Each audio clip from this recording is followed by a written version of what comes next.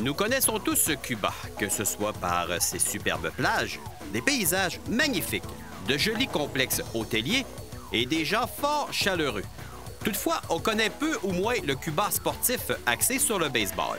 Les capitales de Québec ont décidé d'exploiter cette avenue. En fait, c'est un projet qui dure depuis 4-5 ans. Un ami en commun, Dan Rochette, qui a développé des liens avec la famille Gouriel, qui sont d'excellents joueurs professionnels à Cuba. Et on avait des liens au niveau d'envoyer des balles des fois, d'envoyer des bâtons, des choses comme ça. Et les liens se sont affirmés au point où on se disait, est-ce qu'il y aurait une façon qu'un joueur cubain puisse venir jouer ici un jour? Qu'est-ce qui s'est réglé là-bas, à tout le moins que le dossier a très bien avancé à Cuba?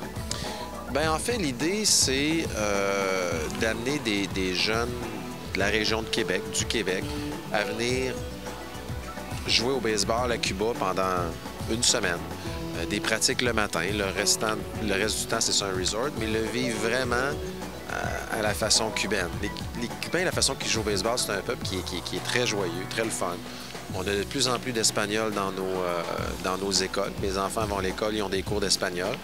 Et donc, de créer un lien culturel, un lien éducatif, sportif en même temps, de partir là avec des joueurs des capitales de Québec. Une semaine, ça peut être la première semaine, les jeunes de 9, 10, 11 ans, la deuxième semaine de 11, 12 ans. Pratiquer le matin. Après ça, il y a des activités qui sont quand même libres un peu à tout le monde. Les parents, ils viennent aussi puis ils ont du plaisir. Destination fort prisée par les tourismes canadiens et spécialement du Québec, le partenariat prend tout son sens. C'est du voyage sportif, c'est intéressant, c'est de plus en plus populaire.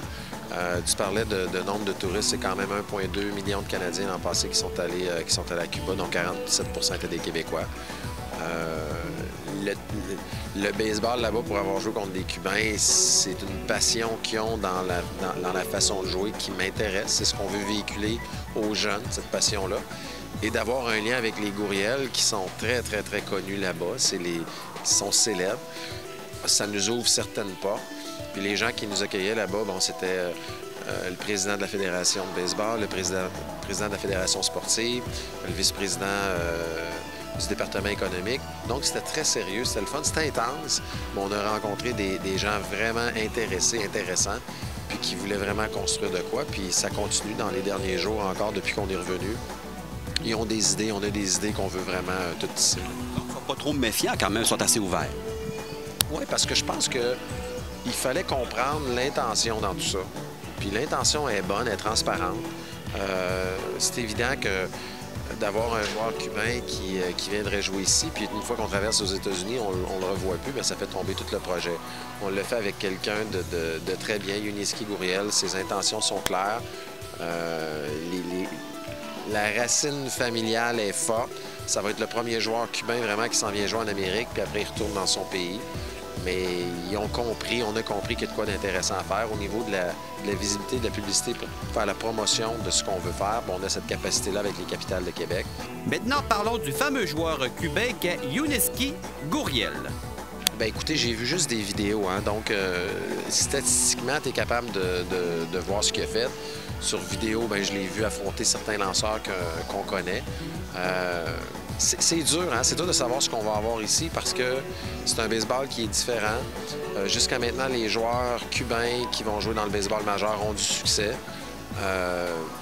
C'est un joueur complet dans le sens que une bonne défensive.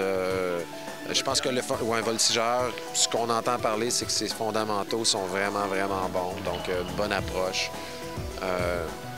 Mais tu sais, c'est pas le joueur spectaculaire qui va faire 25 circuits cette année. C'est pas ce type de joueur-là.